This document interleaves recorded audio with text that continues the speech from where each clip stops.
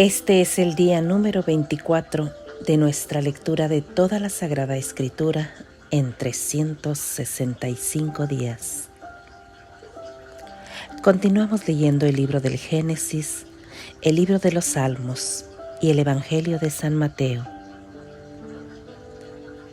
Nos unimos con toda la Iglesia en oración para pedir la gracia del Espíritu Santo. Queremos recibir esta palabra como palabra de vida, palabra que nos hace diferentes y que nos acerca a la semejanza con su autor. En el nombre del Padre, del Hijo y del Espíritu Santo. Amén. Génesis capítulo 34. Rapto de Dina, hija de Jacob. Dina, la hija que Lía dio a Jacob, salió a visitar a las mujeres de aquel país. La vio Siquem, hijo de Hamor el Jebeo, príncipe de aquella tierra, y la tomó. Se acostó con ella y la violó. Pero se quedó prendado de Dina, hija de Jacob. Se enamoró de la joven y cortejó a la muchacha. Entonces Siquem dijo a su padre Hamor: «Toma para mí a esa joven». Jacob se enteró de que su hija Dina había sido deshonrada, pero como sus hijos estaban en el campo con su rebaño, no dijo nada hasta que regresaron. Hamor, padre de Siquem, vino a hablar con Jacob. Cuando los hijos de Jacob volvieron del campo, se enteraron de lo que había pasado. Estos hombres se enojaron muchísimo porque se había cometido una infamia en Israel. Alguien había abusado de la hija de Jacob, cosa que no debe hacerse. Hamor habló con ellos y les dijo: «Siquem, mi hijo está enamorado de la hermana de ustedes. Les ruego que se la den por esposa. Sean nuestros parientes, denos sus hijas y tomen las nuestras. Quédense a vivir con nosotros, pues todo el territorio está a disposición de ustedes. Habiten en él, muévanse libremente y adquieran propiedades en él». Siquem dijo al padre y a los hermanos de Dina: «Les ruego que me perdonen. Yo les daré todo lo que ustedes me pidan. Impónganme un precio y regalos de valor, y yo les pagaré lo que quieran. Pero denme a la muchacha por esposa». Los hijos de Jacob respondieron a Siquem y a su padre Hamor. Les hablaron con engaño, porque Siquem había deshonrado a Dina, su hermana, y les dijeron: «No podemos dar nuestra hermana a un hombre incircunciso, pues entre nosotros eso es una vergüenza. Daremos nuestro consentimiento con una sola condición: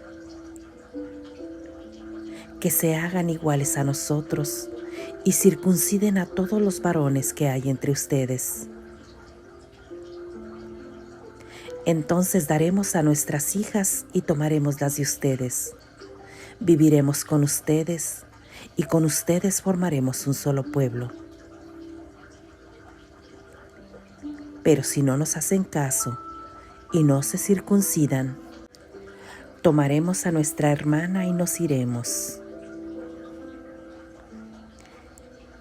Estas palabras agradaron a Hamor y Siquem, su hijo. El joven no tardó en hacer lo que se le pedía, porque estaba enamorado de la hija de Jacob. Además, Siquem era el más prestigiado e influencia en la familia de su padre. Hamor y su hijo Siquem Fueron a la puerta de la ciudad y hablaron a sus conciudadanos reunidos allí. Les dijeron: estos hombres son gente pacífica. Dejemos que se establezcan aquí y se muevan libremente por nuestra tierra. Nuestro país es extenso y hay mucho lugar para ellos.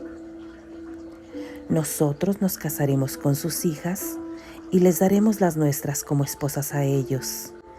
Pero ellos ponen una condición para quedarse con nosotros y formar un solo pueblo. Y es que todos los varones nos hagamos circuncidar, tal como lo hacen ellos. Si aceptamos, sus rebaños, sus posesiones, sus animales y todo lo que tienen será de nosotros. Hagamos pues lo que nos piden y que vivan entre nosotros. Todos los que salían por la puerta de la ciudad se dejaron convencer por Hamor y su hijo Siquem, y todos los varones de la ciudad se hicieron circuncidar. Al tercer día, cuando estaban más doloridos, 2 hijos de Jacob, Simeón y Leví, hermanos de Dina, agarraron sus espadas. Entraron a la ciudad sin peligro y mataron a todos los varones. Mataron a Hamor y a su hijo Siquem, y tomando a Dina de la casa de Siquem, se fueron. Los demás hijos de Jacob pasaron sobre los muertos y saquearon la ciudad. Se apoderaron de sus vacas, ovejas, burros y de todo lo que había en la ciudad o en el campo. Se llevaron como botín todas las riquezas, a las mujeres y a los niños, y saquearon todo lo que encontraron dentro de las casas. Dijo entonces Jacob a Simeón y a Leví: me han dejado en mala situación, y por culpa de ustedes me odiarán los cananeos y los fereceos que ocupan el país. Yo solo tengo unos pocos hombres, y si ellos se unen para atacarme, me exterminarán junto con toda mi gente. Pero ellos respondieron: ¿y vamos a dejar que nuestra hermana fuera tratada como una prostituta?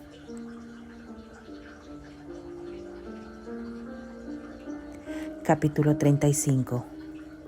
Jacob en Betel. Dijo Dios a Jacob: ponte en camino, sube a Betel.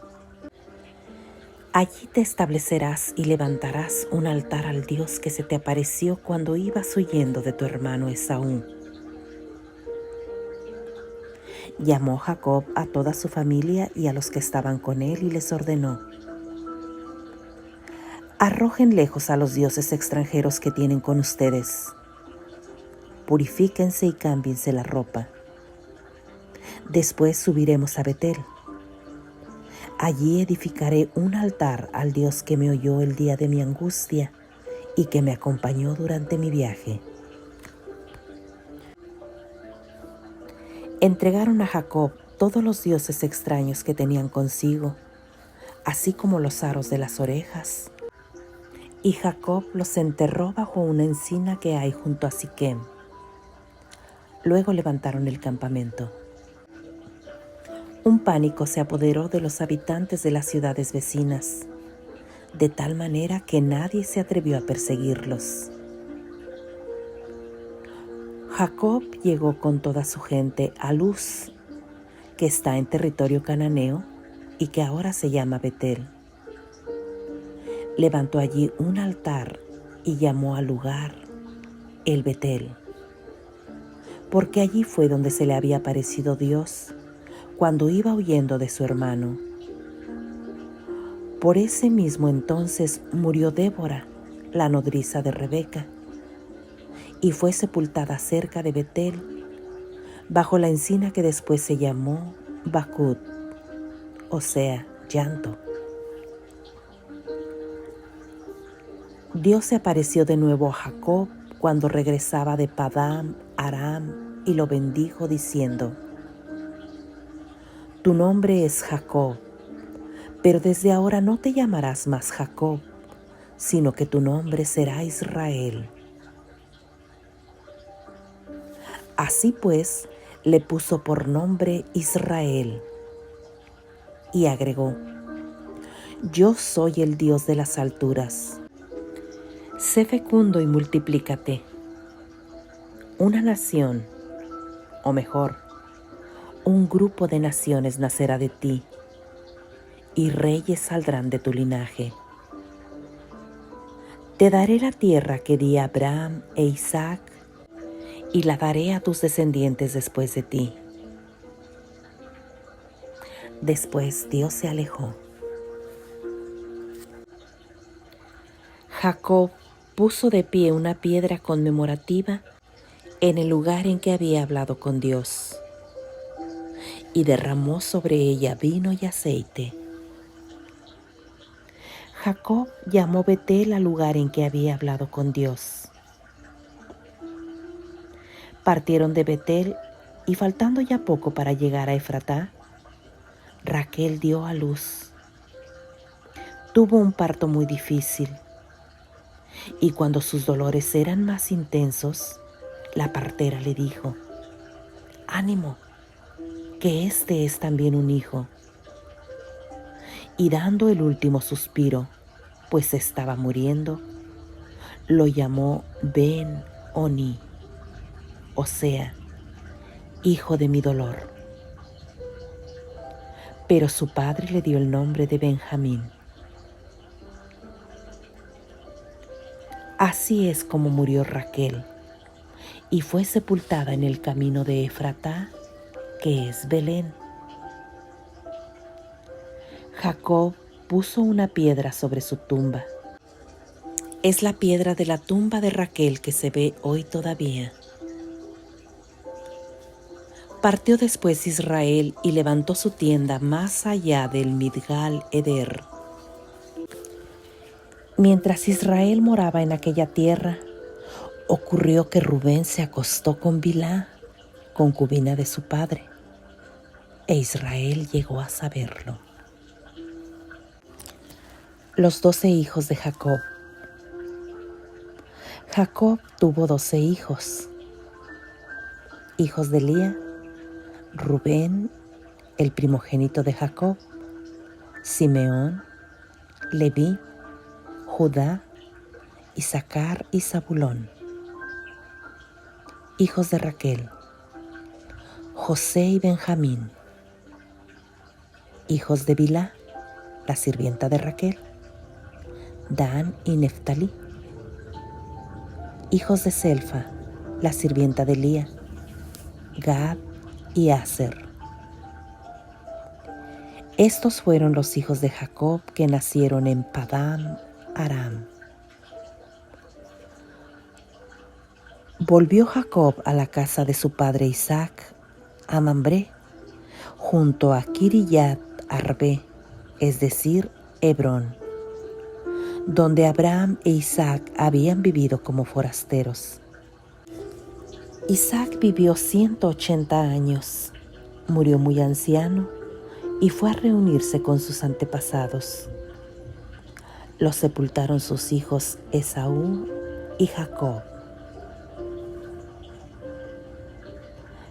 Palabra de Dios. Te alabamos, Señor. Salmo 23. El Señor es mi pastor, nada me falta. En verdes pastos Él me hace reposar. A las aguas de descanso me conduce y reconforta mi alma. Por el camino del bueno me dirige, por amor de su nombre. Aunque pase por quebradas oscuras, no temo ningún mal, porque tú estás conmigo con tu vara y tu bastón. y al verlas voy sin miedo. La mesa has preparado para mí frente a mis adversarios. Con aceites perfumas mi cabeza y rellenas mi copa. Irán conmigo la dicha y tu favor mientras dure mi vida. Mi mansión será la casa del Señor por largos, largos días. Padre, te da gloria a tu Hijo en el Espíritu Santo, como era en un principio, por los siglos de los siglos. Amén. Evangelio de San Mateo, capítulo 13, versículos del 24 al 43. El trigo y la hierba mala. Jesús les propuso otra parábola. Aquí tienen una figura del reino de los cielos. Un hombre sembró buena semilla en su campo, pero mientras la gente estaba durmiendo, vino su enemigo y sembró cizaña en medio del trigo y se fue. Cuando el trigo creció y empezó a echar espigas, apareció también la cizaña. Entonces los servidores fueron a decirle al patrón: Señor, ¿no sembraste buena semilla en tu campo? ¿De dónde pues viene esa cizaña? Respondió el patrón: Eso es obra de un enemigo. Los obreros le preguntaron: ¿Quieres que arranquemos la cizaña? No, dijo el patrón, pues al quitar la cizaña podrían arrancar también el trigo. Déjenlos crecer juntos hasta la hora de la cosecha. Entonces diré a los segadores: corten primero la cizaña, hagan fardos y arrójenlos al fuego. Después cosechen el trigo y guárdenlo en mis bodegas. El grano de mostaza. Jesús les propuso otra parábola. Aquí tienen una figura del reino de los cielos. El grano de mostaza que un hombre tomó y sembró en su campo. Es la más pequeña de las semillas, pero cuando crece, se hace más grande que las plantas de huerto. Es como un árbol, de modo que las aves vienen a posarse en sus ramas. Jesús les contó otra parábola. Aquí tienen otra figura del reino de los cielos. La levadura que toma una mujer y la introduce en 3 medidas de harina. Al final, toda la masa se fermenta.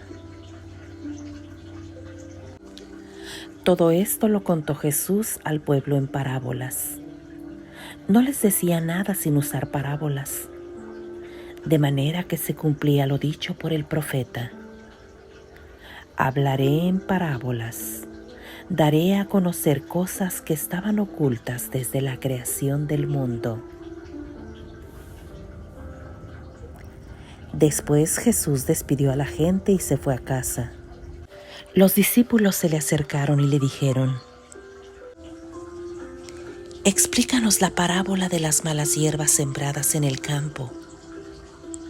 Jesús les dijo: el que siembra la semilla buena es el Hijo del Hombre. El campo es el mundo. La buena semilla es la gente del reino. La maleza es la gente del maligno. El enemigo que la siembra es el diablo. La cosecha es el fin del mundo y los segadores son los ángeles. Vean cómo se recoge la maleza y se quema. Así sucederá al fin del mundo. El Hijo del Hombre enviará a sus ángeles. Estos recogerán de su reino todos los escándalos y también los que obraban el mal, y los arrojarán en el horno ardiente. Allí no habrá más que llanto y rechinar de dientes. Entonces los justos brillarán como el sol en el reino de su Padre. Quien tenga oídos, que entienda. Palabra de Dios. Te alabamos.